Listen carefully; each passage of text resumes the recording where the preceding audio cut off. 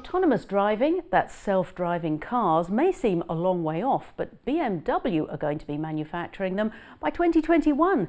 And before then, we'll move from the driver assistance systems we currently have to highly automated driving, or HAD.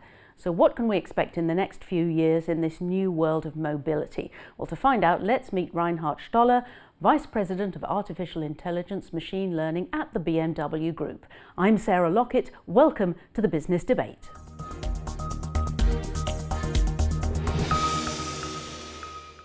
Reinhard, welcome to the London Stock Exchange studios. Thank you, glad to be here. So how close are we to being able to manufacture self-driving cars from a technological point of view? We at BMW Group have been working on autonomous driving for more than 10 years in the research lab. Now with the recent advances of artificial intelligence, we are ready to move that into a product. In 2021, we will have level 3 autonomous driving on the highways, including lane changes and also intersections of highways.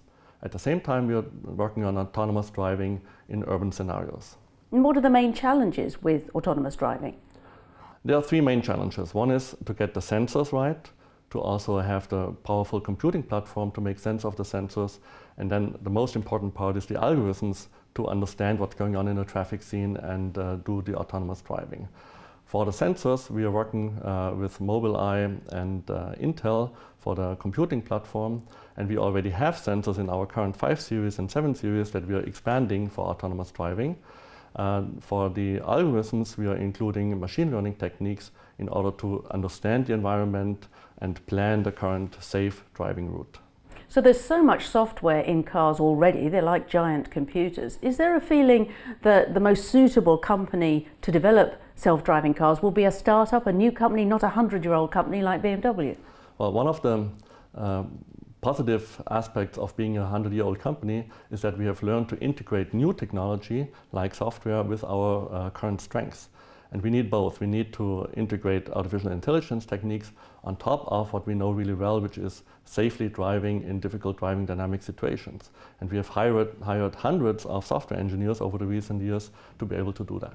So how is AI already making driving better? Because we already have a lot of AI, don't we? Well, one of the capabilities is perception and action in the autonomous driving. And there are many other applications of AI. So for example, the map learns from current real-time traffic, or there's personalization, offering the customer just the right service at the right time in the right context, or user interface applications like voice recognition and natural language processing. So your cars will be enabled technically to be self-driving by 2021. When do you think that the legislation, the regulation, the law will catch up? Well, in Germany, for example, there is already some regulation for autonomous cars. Also currently in the United States, there's a legislative discussion about that.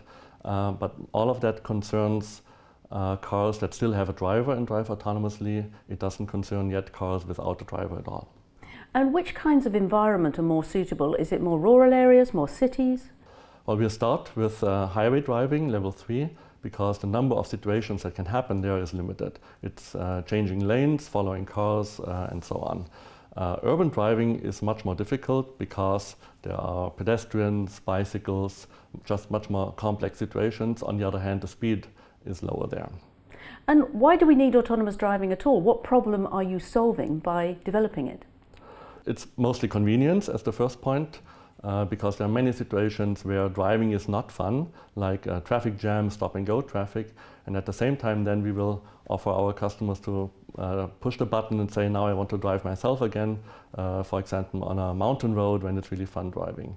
Also, environmental protection is one aspect of autonomous driving because we believe that the overall traffic flow will be optimized. And you're developing intelligent multimodal routing where actually your car may not be the best option for certain journeys. Aren't you doing yourself out of a job there? Well, we're in the business of premium individual mobility, and so the car is of course one important part of that, but we offer the customer everything that he needs around the car in order to have a perfect experience of individual mobility. We all know the feeling of being in a parking garage and not knowing which exit to take in order to go to a certain place we want to go to, and also when we come back to find the car again. And so we offer services that make this overall experience of individual mobility complete.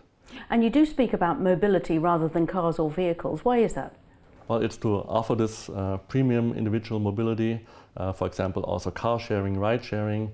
So the car will be in the center of our offerings, but we complete that for the overall experience. And of course, even if we now also add car sharing and ride sharing, you'll always be able to buy your individual car and have fun driving. Well, on that note, Reinhard, thank you very much. Thank you.